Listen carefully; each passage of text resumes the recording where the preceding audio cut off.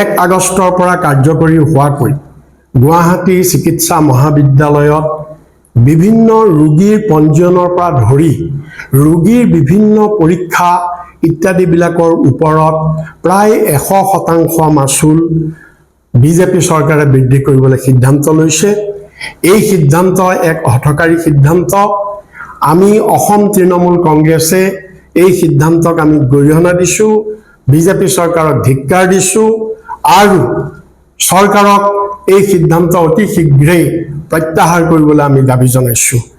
এনেকুৱা ধৰণে বৃদ্ধি কৰা হৈছে যে ৰোগীৰ মেডিকেল কলেজত ৰোগীৰ পঞ্জীয়ন বৰ্তমান 10 টকাৰ পৰিৱৰ্তে ইয়াক 20 টকালৈ বৃদ্ধি কৰা হৈছে।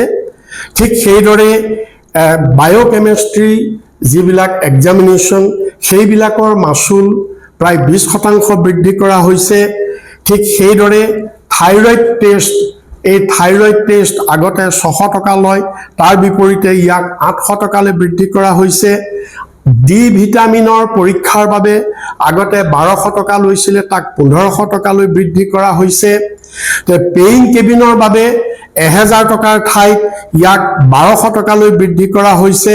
ঠিক এইদৰে প্ৰায় 107 বিধ বিভিন্ন পৰীক্ষা, ৰোগীৰ বিভিন্ন তেজ, শৌচ, প্ৰস্ৰাৱ আদি বিভিন্ন ৰোগীৰ পৰীক্ষা প্ৰায় 107 বিধ পৰীক্ষাত এই পৰীক্ষাৰ বৰ্তমানৰ মাচুলতকৈ প্ৰায় 100% মাচুল বৃদ্ধি কৰিছে।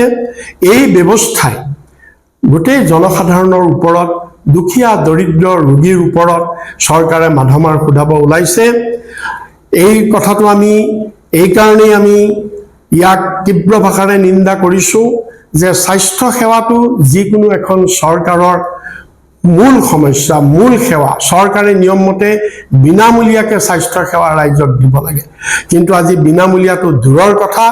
আজি বিভিন্ন ঠাইত ৰাজ্যখনত মুখ্যমন্ত্ৰী হিমন্ত বিশ্ব শৰ্মা যেতিয়া কংগ্ৰেছৰ আমোলত স্বাস্থ্যমন্ত্ৰী আছিল, সেই দিনৰ পৰা আজিৰ দিনলৈকে কেৱল ইনফ্ৰাষ্ট্ৰাকচাৰ হৈছে, যধে মধে কমিশ্যনৰ আশাত হস্পিটেলবিলাক বনাইছে, ইকুইপমেণ্টবিলাক কিনিছে, কিন্তু সেইবিলাকৰ পৰিচালনাৰ কাৰণে ষ্টাফ দিব পৰা নাই, ডক্টৰ দিব পৰা নাই, হস্পিটেলত ঔষধৰ অভাৱ, চেলাইনৰ অভাৱ।